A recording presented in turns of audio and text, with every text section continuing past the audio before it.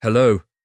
Today, we will discuss Harper Lee's To Kill a Mockingbird, one of the most influential novels in world literature. What makes this novel special is that it doesn't preach lessons with grand slogans. Instead, it shows us what justice, prejudice, racism, and empathy truly mean, starting through the eyes of a child and gradually building into a growing awareness. The story is set in the 1930s in the American South, in the small town of Maycomb, Alabama.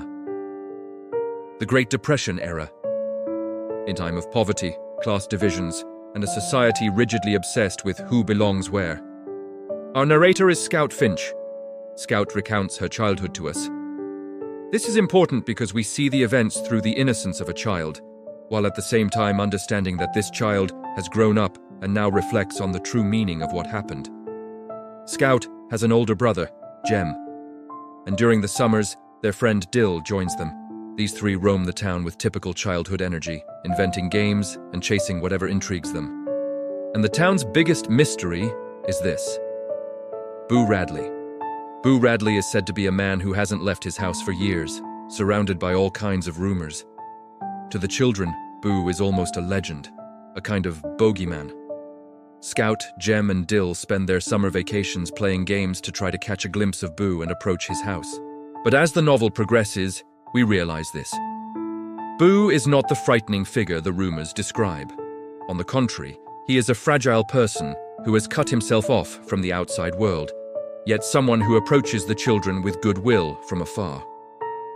So, right from the beginning, the novel whispers to us, talking about a person without truly knowing them is most often an injustice. Now let's come to the Finch family. Scout and Jem's father is Atticus Finch. Atticus is a calm, level-headed, principled lawyer practicing in the town. He tries to raise his children the same way, without shouting or scolding, but with clear boundaries and a strong moral stance. There is another person in the house helping the children, Calpurnia, a black woman. She is both a caregiver and a figure who opens the door to another reality in the children's world. Atticus has one fundamental idea that he teaches his children. You can think of this as the backbone of the novel. If you want to understand a person, try putting yourself in their place. Empathy. That is not just being right, but trying to understand the other person. Then the central event of the story arrives. Atticus takes on a case that draws huge backlash in the town. He will defend Tom Robinson, a black worker. Tom is accused of raping Mayella Ewell, a white woman from a poor, notoriously vicious family. And here the novel's tension suddenly rises, because in the 1930s South, such an accusation is not just a legal case. It is a trigger for the society's racist reflexes. The town slowly divides in two. Anger toward Atticus grows. The Finch family becomes a target. Scout and Jem face insults and fights at school. Atticus tells his children this: sometimes doing the right thing leaves you alone. But right is still right. As the trial nears, things become even more dangerous. There is a risk that Tom will be lynched. One night, Atticus goes alone to stand guard in front of the jail.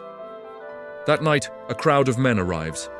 Their intention is clear: to take Tom from there and deliver justice themselves. In other words, an attempted lynching. At that very moment, Scout, Jem, and Dill secretly arrive there. Atticus is shocked to see the children, but it's too late. What Scout does is crucial. Instead of freezing in fear with instinctive, childlike honesty, she speaks to one of the men in the crowd. She sees him as a human being. She says his name, asks about his family, talks about everyday things, and in that moment, the crowd suddenly dissolves. Because someone turns those men from a mob back into individual people. This scene is one of the novel's strongest messages. A mob dehumanizes people. But when human touches human, conscience returns.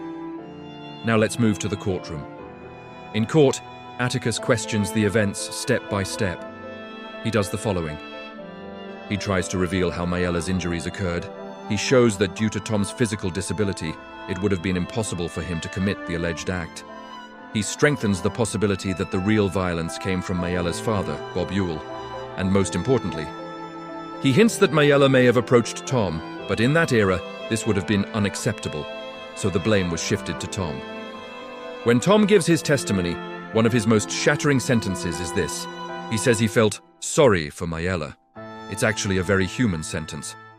But in the racist order of that time, a black man pitying a white woman is perceived as something that turns the hierarchy upside down. So the issue is not the truth. It's about who can look at whom in what way. In his closing argument, Atticus makes a powerful appeal to the jury. Look at the evidence, not at prejudice. And here you would think justice should win. But the novel tells us the truth. It doesn't. The jury finds Tom Robinson guilty. This verdict shakes not only Atticus, but also the children, because for the first time, they see this. Evidence may be sufficient, but the prejudice within the system can be stronger. Even more painful. Later, Tom tries to escape from prison and is shot and killed. This is not simply he ran because he was guilty.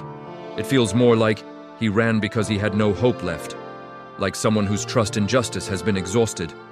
Meanwhile, Bob Ewell believes he was humiliated in court and becomes obsessed with taking revenge on Atticus. Atticus remains calm, but the danger grows.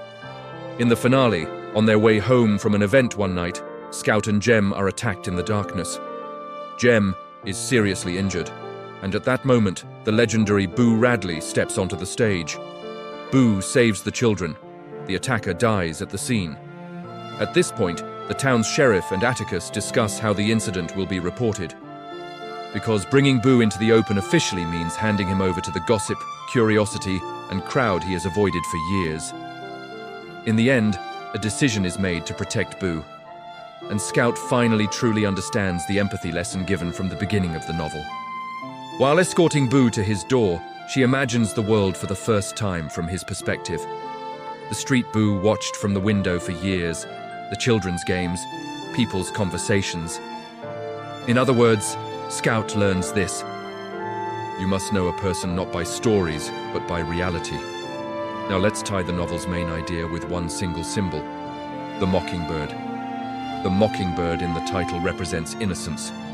A mockingbird harms no one. It only produces beautiful sounds. Killing it means harming the innocent. In this novel, we can say there are two mockingbird characters, Tom Robinson and Boo Radley. One is crushed by society's prejudices. The other is imprisoned by society's gossip. And both tell us the same thing. Innocence is not always protected. But trying to protect it is what makes a person human. To sum up, To Kill a Mockingbird starts like a small-town story, but in reality, it tells us this. Justice is won or lost not only in the courtroom, but in people's minds. And without empathy, it is impossible to find the truth. The clearest lesson from this book is this. Before judging someone, try stepping into their shoes